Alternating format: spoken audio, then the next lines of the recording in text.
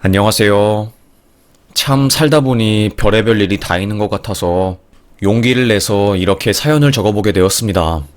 저에게는 아주 게으름뱅이에 속 터지는 남편이 있어요.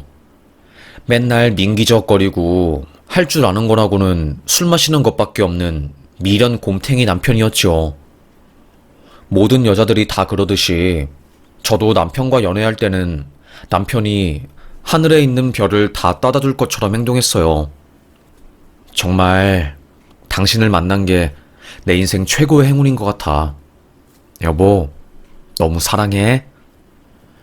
입에 발린 말을 그득하게 하면서 저를 꿰어내었습니다. 저는 남자에게 사랑받는 게 저의 자존감을 확인하는 일이었고, 그래서 더더욱 그 사람의 사랑에 목을 매단 것 같았어요. 얼굴도 그저 그렇고 항상 연애 시장에서 뒷전이었던 저는 누군가에게 사랑받는다는 사실이 신기하기도 하고 어색했으니까요. 여튼 그렇게 1년 진하게 연애하고 나서 결혼에 꼴이 나게 되었습니다. 그 사람 결혼하자마자 싹 변해버렸어요. 처음에 저한테 잘해준 것은 우리 아빠의 재력을 보고 잘해준 거였죠. 추녀인데 조금 사랑 주니까 자기한테 돈도 잘 쓰고 자기가 만날 수 있는 범위에서 제일 부자인 여자가 저였으니까 사랑하지도 않는데 저한테 사랑한다고 말하면서 저를 꼬신 거였습니다. 얼마나 어이가 없었는지 말이 안 나왔어요. 처음에 신혼여행 갔을 때 영어로 남편이 술 마시는 바에서 종업원이랑 이야기를 하고 있더라고요. 옆에 바로 신부를 냅두고 분위기 좋게 떠드는 남편을 보니까 속에서 화가 치밀어 올랐습니다. 당신 왜 나는 못 알아듣는 말로 다른 나라 여자랑 이야기해? 그건 나에 대한 예의가 아니지 않아? 그게 불만이면 당신도 영어를 배우든가. 신혼여행에서부터 삐거덕거리는 저희였어요. 신혼여행에서 돌아온 저를 본 가족들과 친구들은 은혜야, 왜 그렇게 살이 빠졌어? 신혼여행에서 무슨 일 있었어? 아니, 안색이 좋아야 할 내가 얼굴이 홀쭉해져서 어쩌면 좋아. 그러게 말이야. 결혼 전에는 그렇게 밝은 애가 신혼여행 갔다 와서 대체 뭘 한 거야? 뭘 한 거길래 그렇게 홀쭉해져서 온 거야? 저는 아무 말도 못했죠. 결혼하자마자 싸웠다고 지인들에게 말하면 그거는 또 그거대로 창피한 일이었으니까요. 그렇게 결국 저는 입을 꾹 다물고 그래, 신혼 초에는 원래 맞춰가는 과정이라서 많이들 싸운다고 하잖아. 나만 참으면 잘 되겠지. 나만 참고 그냥 다 인내하면 잘 살 수 있을 거야. 생각했습니다. 실제로 제가 남편의 많은 부분들을 인내하고 참고 이해하려고 하면서 사이는 좋아졌어요. 남편도 그래도 우리가 초반에는 많이 싸웠지만 지금은 사이가 많이 좋아졌어. 가만히 생각해보니까 내가 당신한테 무심했던 것도 있는 것 같아. 당신이랑 결혼했다고 안심해서 그런 건지 사랑도 많이 못 주고 못되게 군 부분들이 몇몇 부분 있는 것 같아. 그래, 당신이 그런 부분을 알았으면 나는 됐어. 이제부터라도 우리 사이좋게 지내자. 하루 이틀 같이 살 거 아니고 평생 같이 살 사이잖아. 안 그래? 알겠어, 여보. 나도 노력할게. 그렇게 남편과 저는 서로에 대한 오해를 풀고 사이좋게 3년 정도 지냈습니다. 그러다가 남편이 회사에서 잘리면서부터 상황은 180도 달라지게 되었죠. 당신, 나 어떡해? 대표님이 갑자기 구속됐어. 우리 회사 망할 것 같아. 에? 그게 무슨 소리야? 당신 회사 대표가 구속됐다고? 아니, 무슨 일로? 몰라. 여직원한테 범죄 저질렀나봐. 긴급 체포되어서 지난 주말 동안 유치장에 있었대. 그러다가 구속영장 내려와서 구속수사 받고 있고, 사람들 말로는 동영상 유포죄랑 다른 죄까지 해서 최소 징역 4년이라는데, 그래서 지금 회사 사람들도 벙쪄가지고 단톡 파서 서로 난리도 아니야. 대표님 없으면 회사가 안 돌아가는데 큰일 났어. 아니, 대체 이게 무슨 일이래? 그렇게 사람 좋아 보이던데 뒤에서는 더러운 짓거리하고, 회사에 딸린 식구들이 몇 명인데 그거 하나 책임지지 못하고 지 욕망 때문에 인생을 망쳐? 세상에. 그렇게 한 달 뒤 대표가 구속되니 회사는 운영될 수가 없었고, 파산 절차를 밟으면서 남편도 자연스럽게 회사에서 쫓겨나게 되었어요. 뭐 딱히 기술이 있는 것도 아니고 학벌이 좋은 것도 아니고 자격증이 있는 사람도 아니어서 재취업은 힘든 상황이었습니다. 나이가 적은 것도 아니었고요. 이 사실을 알게 된 우리 아빠가 남서방이 회사를 잘렸다고? 어쩌면 좋니. 에휴. 저에게 생활비를 보태주셨어요. 우리 딸이 남서방 실직한 것 때문에 힘들게 살면 안 되니까 아빠가 할 수 있는 선에서 도움 주마. 하루빨리 남서방이 사회에서 다시 자리 잡았으면 좋겠네. 아빠는 할머니가 물려주신 유산과 보물들로 생활이 넉넉한 편이셨고, 저희 부부에게 충분히 도움을 줄 수 있는 사람이었어요. 남편도 아버님 정말로 감사합니다. 제가 면목이 없네요. 은혜 행복하게 해준다고 했는데 제대로 해준 것도 없고, 아버님이 저 도와주신 거 생각하면서 빨리 재취업할 수 있도록 하겠습니다. 아빠가 생활비를 도와줘서 나름 먹고 살만해지니까 남편의 재취업 노력은 점점 더 희미해져 갔습니다. 당신 회사 안 알아봐? 언제까지 집에서 놀고 있을 거야? 아, 요즘 경기가 안 좋은 걸 나보고 어쩌라고. 나라고 계속 집에 있고 싶겠어? 아니, 그러면 자격증 공부라도 하든가. 그렇게 회사 취업이 안 돼서 집에만 있을 거면 청소라도 하든가. 맨날 집에서 팬티바람으로 집을 쓰레기장으로 만들고 밤만 되면 동창들이랑 술 마시러 나가고, 이게 정상이야? 당신 제발 정신 좀 똑바로 차려. 그렇게 살지 말라고, 인생. 알겠어? 저와 남편은 부부싸움이 날이 갈수록 더 심해졌어요. 돈 한 푼도 벌어오지 않는 남편놈은 제 카드랑 우리 아빠가 준 생활비로 술집에 가서 술값 40만원씩 턱턱 긁고, 백수 주제에 동창들한테 잘 나가는 척 하고 싶다고 우리 아빠 벤츠차 끌고 가고 사고 내고 속 썩인 적이 한두 번이 아니었죠. 그러다가 아빠가 아프게 되면서 일은 더 커졌습니다. 아빠는 뇌출혈로 쓰러지셨어요. 10년 전에 뇌출혈로 쓰러지신 이후로 군대에서 일하시다가 전역을 하시고 연금 나오시는 거랑 할머니 유산으로 하시는 일 딱히 없이 넉넉하게 살고 있으셨거든요. 그런데 다시 한번 뇌출혈이 터지면서 아빠가 위급한 상황에 빠지게 된 거였습니다. 너무 놀란 저는 다니던 회사도 휴직을 하고 아빠의 곁을 지켰어요. 아빠, 우리 아빠 이렇게 돌아가시면 안 돼요. 한평생 자식 키운다고 고생만 했는데 이렇게 죽으시면 안 되죠. 억울해서 안 돼요. 정말로 의사 선생님도 놀랄 정도로 지극정성으로 저는 간호를 했어요. 죽 같은 것도 병원에서 나오는 거를 안 먹고 제가 직접 다 유기농 재료랑 효소랑 효모, 제주도에서 공수한 걸로 몸에 최대한 좋은 유익균이랑 건강학적으로 밸런스 맞는 음식을 준비해서 아빠한테 영양 공급을 할 수 있게 준비를 했고, 조금씩 건강이 좋아지셨어요. 그런데 남편놈은 아빠가 아픈데 눈코빼기 안 보이더라고요.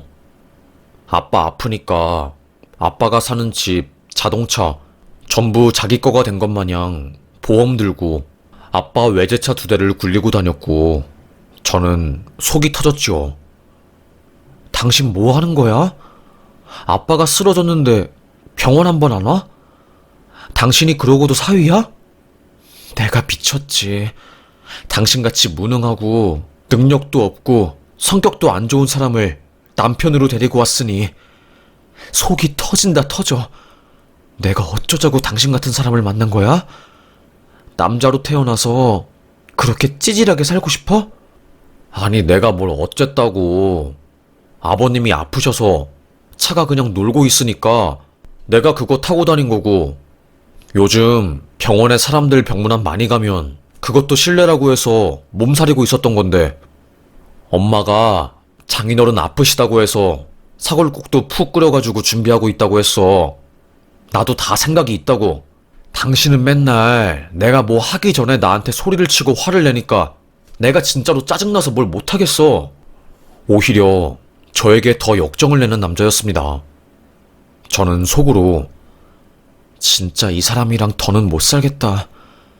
내가 이혼을 하든 뭘 하든 어찌되었건 이놈이랑 떨어져서 살아야지. 아빠 몸 아픈 것만 좀 괜찮아지면 넌 나랑 끝이야. 마음을 먹었습니다. 그런데 의사도 조금씩 아빠 몸 상태가 좋아지고 있다고 했는데, 어느 순간 갑자기 제가 잠깐 병원에 나갔을 때 아빠 상태가 급격하게 안 좋아진 겁니다. 보호자님, 환자 상태가 안 좋아지셔서 바로 오셔야 할 것 같아요. 수술 후유증으로 폐에 물 찼다고 했는데 그게 몸에 염증 반응을 일으킨 것 같아요. 오전에 교대 간호사분이 상태 체크하러 갔는데 호흡이 일정하지가 않아서 지켜보다가 지금 중환자실로 옮겼거든요. 의사 선생님은 상황이 너무 안 좋다고 보호자분 빨리 불러야 할 것 같다고 말씀하셔서 이렇게 연락드려요. 심장이 쿵 했습니다. 바로 은행에서 저는 택시를 타고 병원을 갔고, 그곳에서 호흡기를 달고 겨우 숨을 쉬는 아빠를 보고 말았어요. 아니 선생님, 어제까지만 해도 상태가 좋았는데 오늘 갑자기 왜 이렇게 된 거예요? 몇 달 뒤에는 퇴원할 가능성도 있다고 하셨잖아요.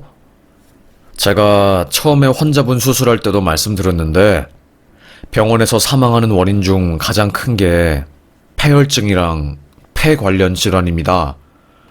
수술하다가 대부분 합병증으로 폐 관련 질환들을 얻게 되고, 그게 환자분들 상태에 큰 영향을 미치거든요. 죄송합니다. 일단은 아버님께서 오늘이 고비라서 최대한 환자분들 가족들 부르시는 게 좋을 것 같습니다. 저는 급하게 남편을 불렀습니다. 여보, 어디야? 나 지금 잠깐 사람들 만나고 있어. 왜? 무슨 일이야?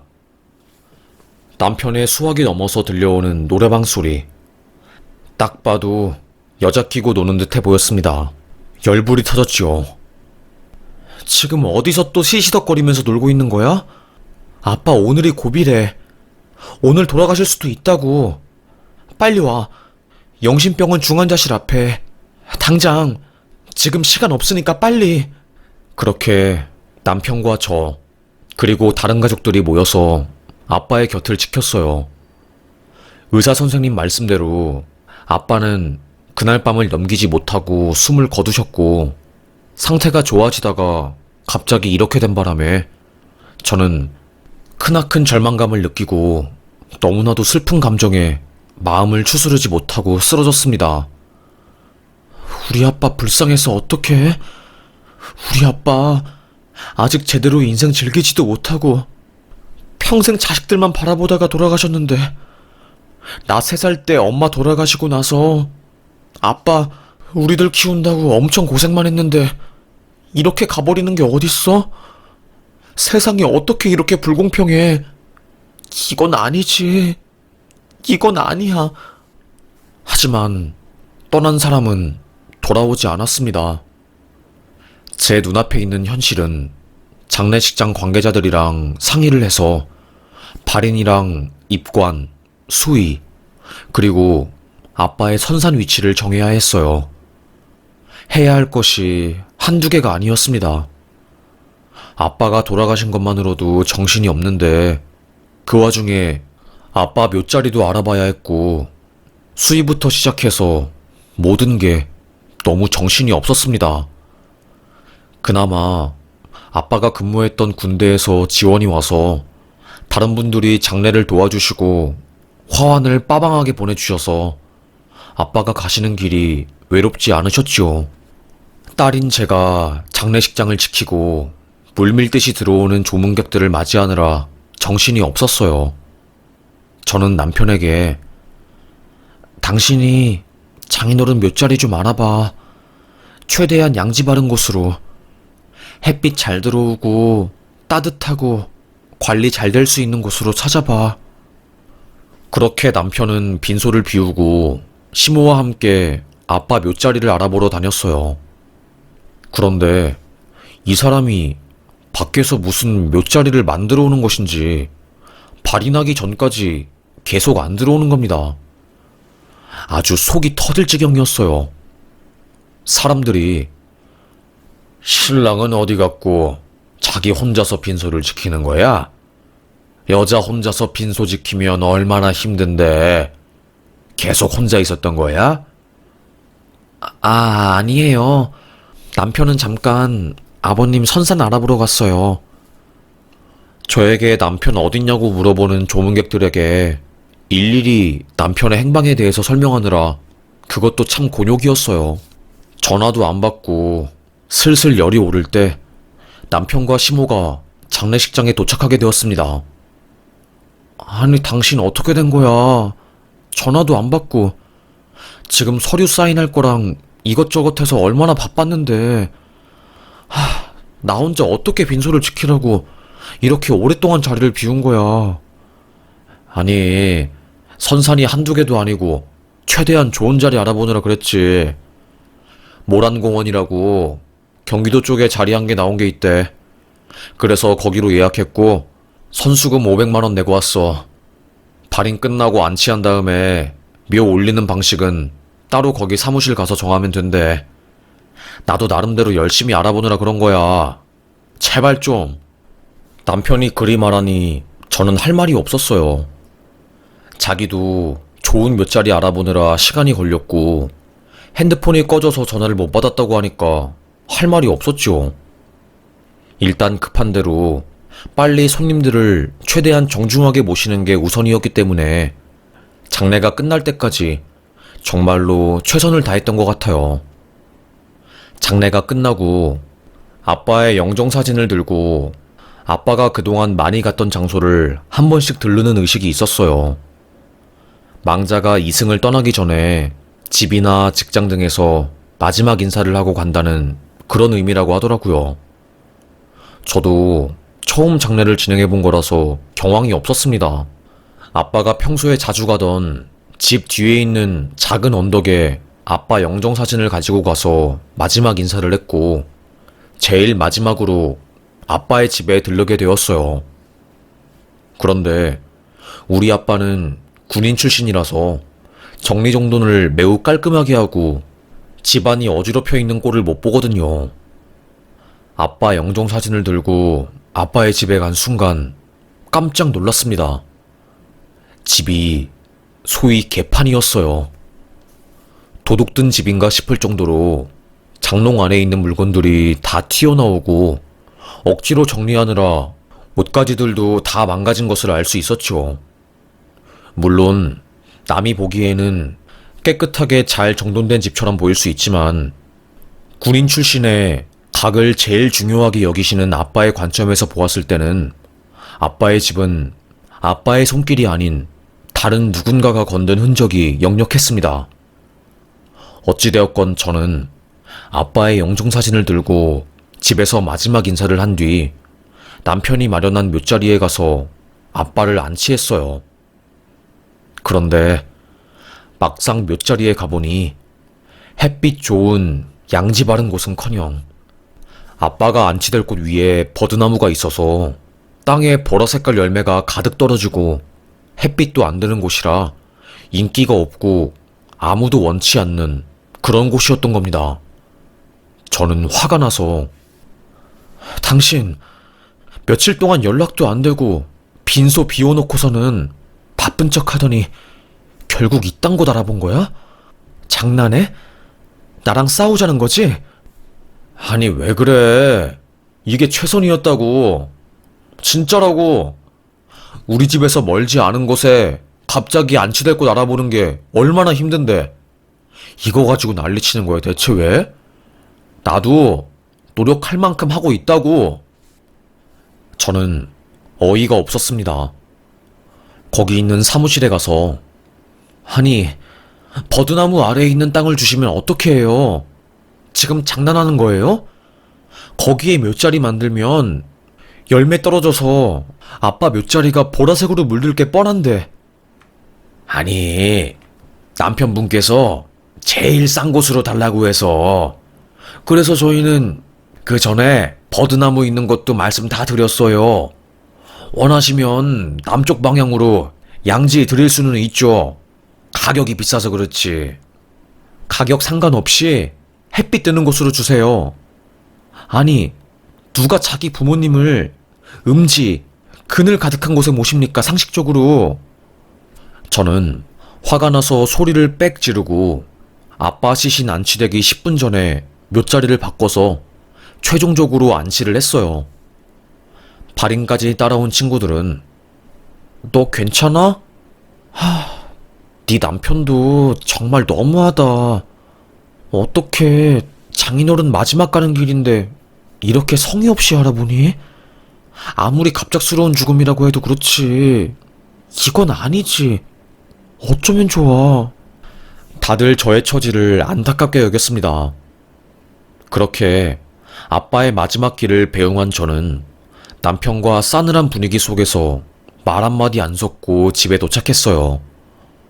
남편도 제 눈치를 살살 보고 있더라고요. 나 지금 기분이 안 좋아서 잠깐 밖에 산책하러 다녀올게. 알겠어. 남편에게 이렇게 말하고서는 저는 아빠의 집에 갔습니다. 아빠 유품 정리도 할 겸 마지막 온기를 느껴보려고요. 아빠 집에 가서 자세히 살펴본 순간 저는 알 수 있었어요. 아빠의 집에 누군가 들어와서 아빠가 할머니한테 물려받은 귀중품들을 싹 다 가지고 갔다는 것을요. 아빠는 항상 은혜야, 전쟁 나거나 아빠한테 무슨 일 있으면 여기 장롱 안에 있는 명주실 속에 금반지랑 귀금속들 챙겨라. 알겠니? 아, 진짜. 아빠는 왜 무섭게 그런 말을 해? 그러지 마, 아빠. 저는 그 말을 한 귀로 듣고 한 귀로 흘렸거든요. 항상 아빠는 당신이 죽으면 혼자 남을 딸내미가 걱정되었던 것인지 늘 자신이 죽으면 집에 숨겨둔 돈뭉치와 귀금속들을 가지고 가라는 말을 하셨습니다. 군인 출신이라서 그런지 늘 전쟁이 나면 대비해야 하는 것들도 알려주셨거든요. 그래서 그게 생각이 나서 장롱 속에 있는 명주실을 딱 꺼냈는데 아무것도 없는 거였습니다. 게다가 각 맞추어 접어놓은 아빠의 티셔츠들은 전부 뭉태기가 되어 있어서 어지럽게 질서 없이 포개져 있었고요. 저는 그 순간 확신할 수 있었어요. 집에 누가 들어와서 아빠 물건을 다 가지고 간 거야. 바로 전 홈카메라를 설치했습니다. 예전에 자취할 때 강아지가 집에서 혼자 뭐 하는지 보기 위해서 설치했던 카메라를 찾아서 아빠의 집에 설치를 했고, 저는 경찰에 신고했어요. 귀금속이 없어졌다고 하니까 경찰들도 바로 과학수사대를 불러서 지문 채취를 해가더라고요. 그리고 아파트 CCTV를 돌려봤고요. 수사 결과는 며칠 걸린다고 하길래 저는 조용히 검사 결과를 기다렸습니다. 그리고 며칠 뒤 알게 된 충격적인 소식. 그리고 제가 설치한 카메라에 잡힌 영상들. 경찰은 지문 대조를 해봤는데요. 사위님이 장롱 손잡이랑 커튼, 그리고 명주실을 만진 걸로 나왔습니다. 아파트 CCTV에서도 사위분으로 추정되는 남자랑 노년의 여자분이 들어갔다가 나오셨고요. CCTV를 확인한 저는 그 여자를 보자마자 소리를 질렀습니다. 시어머니도 한패였구나. 그리고 제가 설치한 홈카메라에서도 남편이 죽은 아빠의 집에 다시 와서 외제차 차키를 두고 간 모습이 찍혔어요. 알고 보니 장례식이 진행되고 있을 때 땅을 알아본다고 하면서 우리 아빠 집에 와서 남편과 시모가 귀금속들을 싹 다 가지고 간 거였습니다. 어차피 죽은 사람 거니까 우리가 가지자고 하면서요. 와, 소름이 쫙 끼치더라고요. 저는 경찰에게 이 사람들 당장 주거침입죄에 도둑질했으니까 관련 형사소송으로 싹 다 고소하겠습니다. 경찰은 남편분 아니세요? 네, 남편이긴 한데 이혼할 거라서 상관없습니다.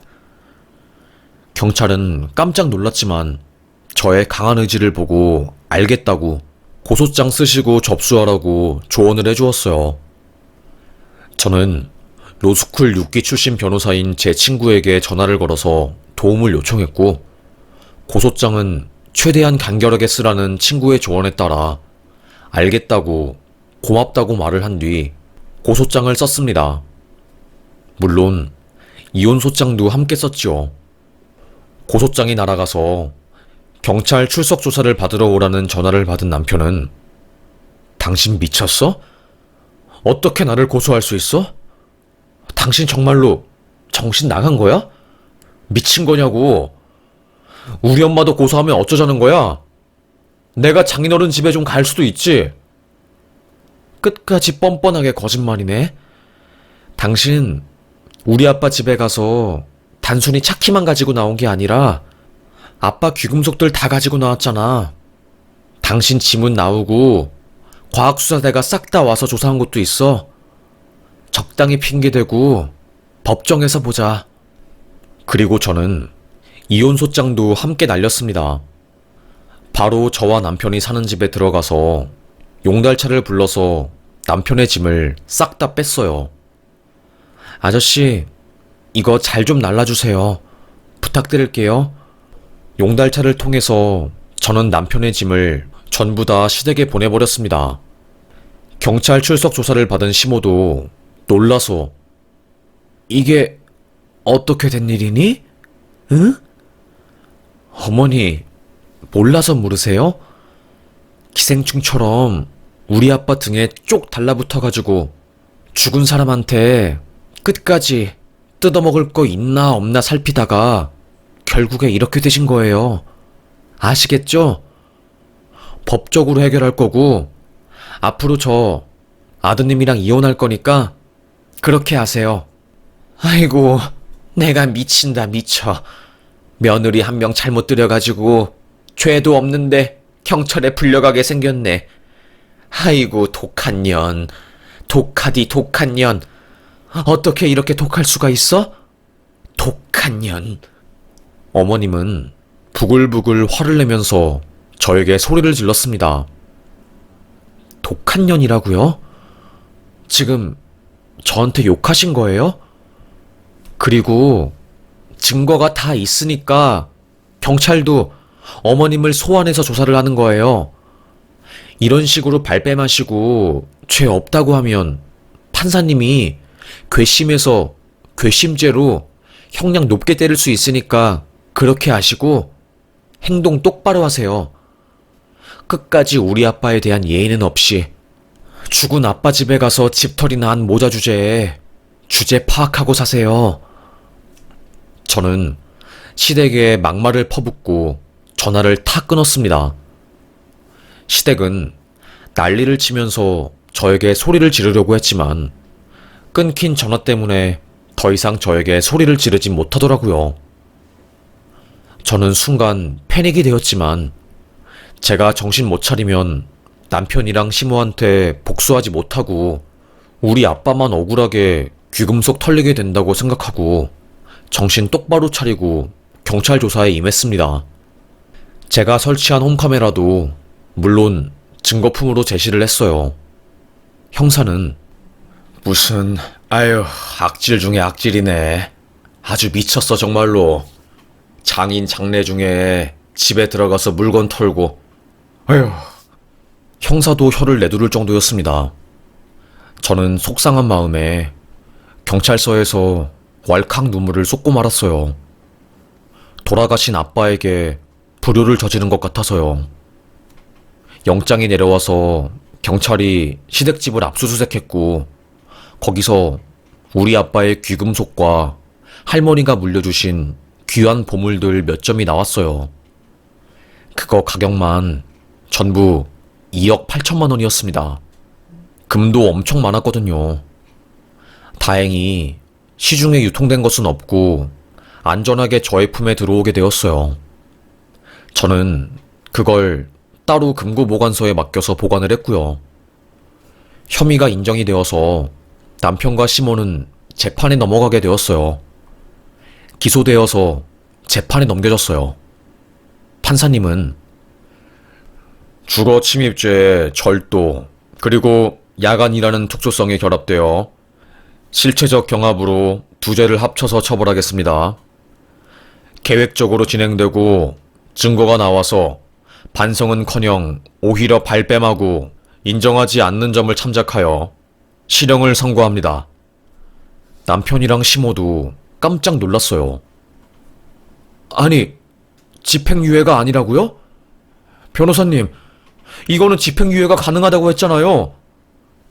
재판장에서 소리 지르고 난리도 아니었죠. 법정 경호원들이 와서 남편을 말리고 바로 판결이 결정되자마자 둘은 법정 구속이 되었습니다.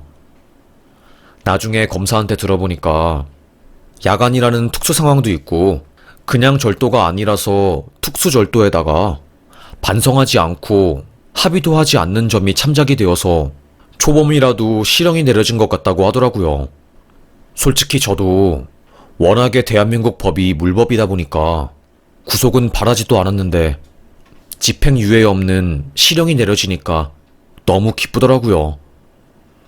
와, 진짜 이 세상에 그래도 아직 정의는 있구나. 세상에 너무너무 기쁘다. 어떻게 이럴 수가 있지? 저는 한박 웃음을 지었어요. 결국 저는 이혼까지 성공하게 되었고 민사소송으로 저의 정신적 피해 보상과 망가진 아빠의 차와 집 물건들에 대한 손해배상 상정도 함께 진행하게 되었습니다. 안 그래도 돈 없어서 빌빌거리는 시댁가 남편이었는데 저의 소송으로 인해서 살림살이가 더 어려워지게 된 것이었죠. 얼마나 꽃인지 몰라요. 감옥 가서 더워 죽겠는 여름에 에어컨도 없이 다른 재수자들과 같은 방을 쓰면서 하루하루 후회와 울음 섞인 밥을 먹을 생각을 하니까 기분이 날아갈 것 같았습니다. 죄를 지은 사람은 벌을 받고 못된 마음 먹은 사람들은 힘들게 살았으면 좋겠는 저의 작은 소망이 이루어진 것 같았어요. 소송이 어느 정도 마무리된 후에 저는 아빠의 빈소에 다시 찾아가서 잔디랑 조화들을 관리하였고 아빠에게 아빠 미안해요. 사이 잘못 둬서 아빠 가시는 길까지 힘들게 하고 앞으로는 딸이 더 잘할게요. 하늘에 가서도 편하게 있으셔요. 저는 이제 남자한테 사랑받으면서 자존감 채우는 것보다 제 자신을 사랑해주면서 살려고요. 남자 한 명 잘못 만나서 아빠는 물론 주변 사람들까지 힘들게 한 것 같아서 미안한 마음이에요. 이제 딸내미 성숙해지고 철들었으니까 이혼하고 나서 더 잘 살 거예요. 나 믿죠, 아빠? 그날 밤 아빠는 저의 꿈에 나와서 한박 웃음을 지으면서 우리 딸 잘했다고 칭찬을 해주었어요. 아빠도 속으로는 아신 모양이에요. 남서방이 그리 좋은 사람이 아니란 것을요. 그저 딸내미가 좋다고 하니까 생활비 지원도 해줬는데 결국에 이런 일이 벌어지니 하늘에서 꽤나 속이 상하셨나봐요. 꿈에서까지 나온 걸 보니까요. 에휴, 어쨌든 저는 그놈과 이혼하고 지금은 형사소송 끝나고 민사소송 진행 중이랍니다. 남편과 심호의 사건은 주변에 다 소문이 났어요. 아마 남편 놈은 출소해서도 제대로 된 직장을 가지지 못할 것 같아요. 그도 그럴 것이 징역형이 떨어졌으니 어떤 곳에서 남편을 받아주겠어요. 심호도 동네에 소문이 다 나서 아마 얼굴도 못 들고 다닐 거예요. 집에 압수수색이 들어왔으니 옆집에서 보고 깜짝 놀라서 심호의 동네 아줌마들 모임에 다 소문을 냈나 봐요. 아주 잘된 꼴이죠. 제 친구들도 야, 은혜야, 잘됐다. 네 남편 능력도 쥐뿔 없으면서 장인 능력 믿고 맨날 외제차 타면서 술 마시더니 결국에 인생 구렁텅이로 빠졌네. 그러게 착한 아내 만났으면 그런 줄 알고 알아서 잘 모시면서 살지. 결국에 지 무덤을 지가 판 꼴이 됐네. 아주 잘됐다, 잘됐어. 하면서 친구들은 하하하 웃으면서 즐겼네요. 저도 그러게 말이다. 남자한테 받는 사랑이 뭐라고. 내가 콩깍지가 씌어서 쥐뿔도 없는 놈 만나서 평생 고통받을 뻔했네. 에휴, 진짜 잘됐다, 잘됐어. 그렇게 저는 이혼했고 지금은 저의 일을 하면서 잘 살고 있습니다. 전 남편이랑은 다시는 연락하기 싫어서 지금 전화번호도 바꾸고 이사간 상황이에요. 결혼 한번 잘못했다가 아주 몇 년 고생 많이 했네요. 여러분도 저처럼 불장난 같은 사랑 때문에 인생 망치지 마시고 이성적으로 잘 생각해서 행복한 하루, 나날들 보내시길 바라요. 현명한 선택해서 행복한 삶 사시길 바라겠습니다. 저의 이야기도 참고하시면서 결혼할 때 선택 잘하세요. 좋은 남자라면 결혼하는 거 적극적으로 권장하겠지만 그렇지 않다면 말리겠습니다. 저는 다시 태어나면 결혼할 거냐고 누가 물어보면 안 하는 게 나을 것 같다고 말하네요. 그럼 저의 이야기 들어주셔서 감사합니다. 오늘 날도 더운데 여러분 더위 먹지 마시고 행복하셔요. 여기서 마무리하겠습니다. 감사합니다.